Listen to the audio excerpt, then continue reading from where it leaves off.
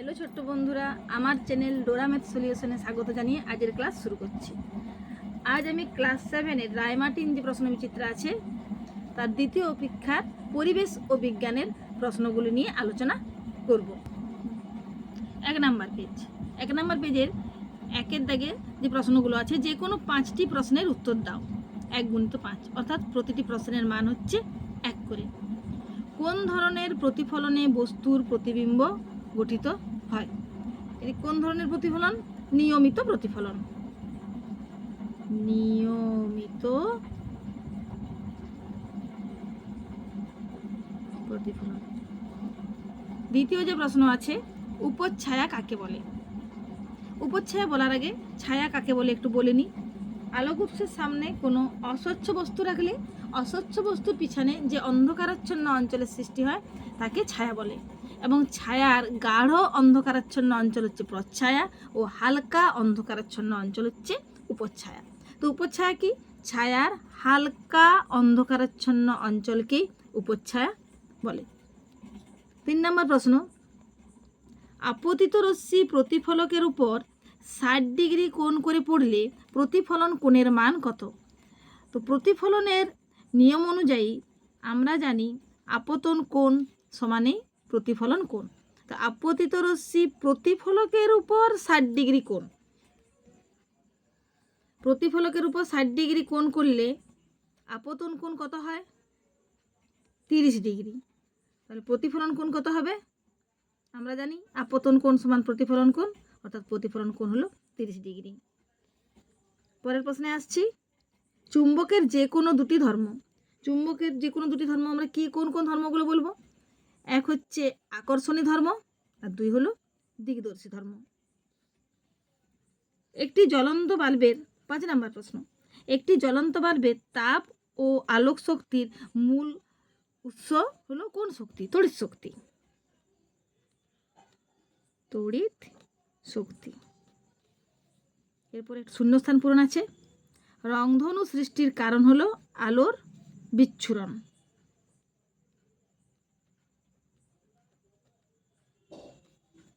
এরপর 2 নম্বর প্রশ্ন হচ্ছে কি মাল্টিপল টাইপ প্রশ্ন, যে ক্ষেত্রে আলোর বিক্ষিপ্ত প্রতিফলন ঘটে না সেটি হলো দেয়াল, আয়না, কাগজ, কাপড়। অবশ্যই আয়না। চুম্বকের আকর্ষণের পূর্বে যে ঘটনাটি ঘটে সেটি হলো আবেশ। প্রদত্ত বিকল্পগুলির মধ্যে কোনটি জীবাশ্ম জ্বালানি? কোন কোন আছে অপশানগুলো দেখি একবার। বায়ুশক্তি, সৌরশক্তি, পেট্রোলিয়াম, পারমাণবিক শক্তি। উত্তর হচ্ছে পেট্রোলিয়াম। তড়িতের সুপরিবাহী পদার্থটি হলো কি? অপশান আছে রবার, প্লাস্টিক, তামা, কাঠ। উত্তর হচ্ছে তামা। সূচিছিদ্র ক্যামেরায় 3 নম্বর প্রশ্ন, প্রতিটি প্রশ্নের মান হচ্ছে 2 করে। সূচিছিদ্র ক্যামেরা বস্তুর উল্টো প্রতিকৃতি গঠন করে, এর দ্বারা কি প্রমাণিত হয়?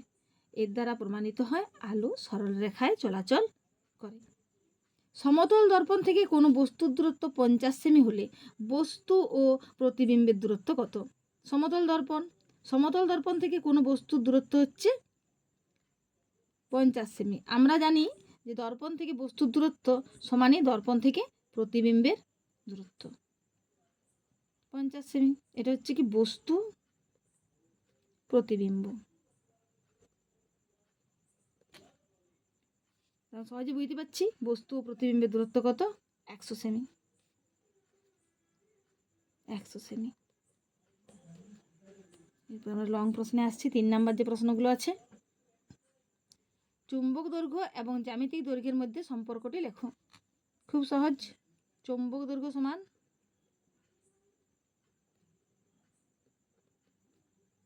(0.86 ইন্টু চুম্বকের জ্যামিতিক দৈর্ঘ্য।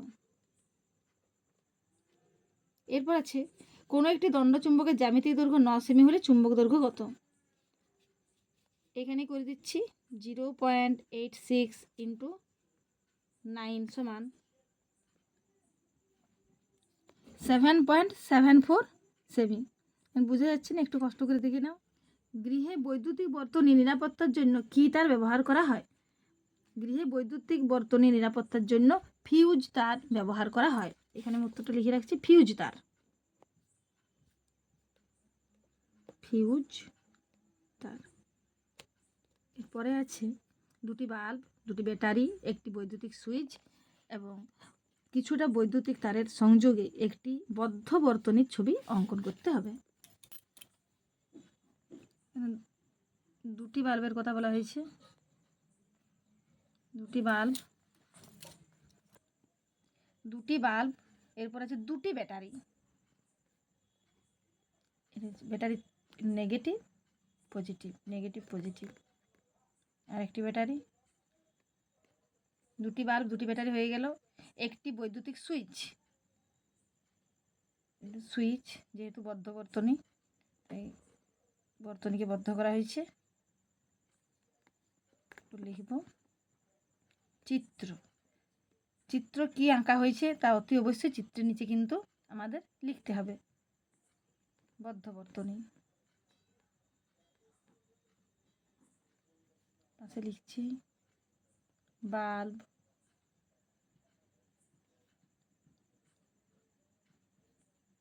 ব্যাটারি,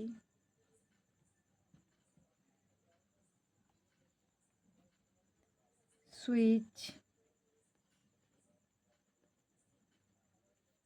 এবং তার। এরপরে আমরা পরের প্রশ্নে চলে আসছি। পরের প্রশ্ন, পরিবেশ বান্ধব শক্তির প্রয়োজনীয়তা কী?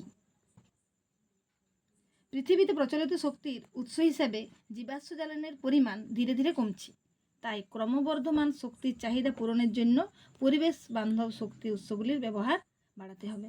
আরেকটা আমরা বলতে পারি যে দূষণ কমানোর জন্য পরিবেশ বান্ধব শক্তি আমাদের বেশি বেশি ব্যবহার করতে হবে।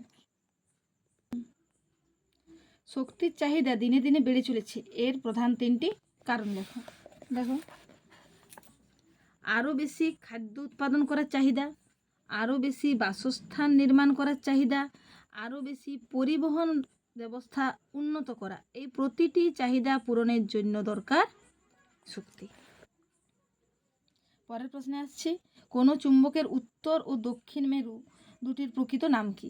চুম্বকের উত্তর মেরুকে বলা হয় উত্তর সন্ধানী মেরু এবং দক্ষিণ মেরুকে বলা হয় দক্ষিণ সন্ধানী মেরু। এই দুটি মেরু প্রকৃতপক্ষে কোন কোন দিক নির্দেশ করে? উত্তর সন্ধানী মেরু উত্তর দিক এবং দক্ষিণ সন্ধানী মেরু দক্ষিণ দিক নির্দেশ করে। অবাধে ঝুলন্ত চুম্বক কেন এরূপ দিক নির্দেশ করে? পৃথিবী একটি বিরাট চুম্বক হওয়ায় অবাধে ঝুলন্ত চুম্বক দিক নির্দেশ করে। এরপর আমরা লাইফ সায়েন্সে আসছি। প্রথম প্রশ্ন, কাণ্ডের যে জায়গা থেকে পাতা শাখা বা পাতা বেরোয় সেই জায়গাটি হলো পর্ব। পরাগধানীতে থাকে পরাগরেণু। মৃদভেদী অঙ্কুরোদ্গমের দুটি উদাহরণ, কুমড়ো তেঁতুল।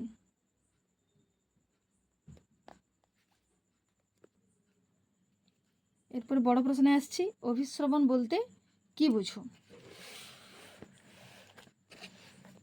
অর্ধভেদ্য পর্দার মাধ্যমে কম গাঢ়ত্বের দ্রবণ থেকে বেশি গাঢ়ত্বের দ্রবণে দ্রাবকের অণুদের ছড়িয়ে পড়ার ঘটনাই হলো অভিস্রবণ।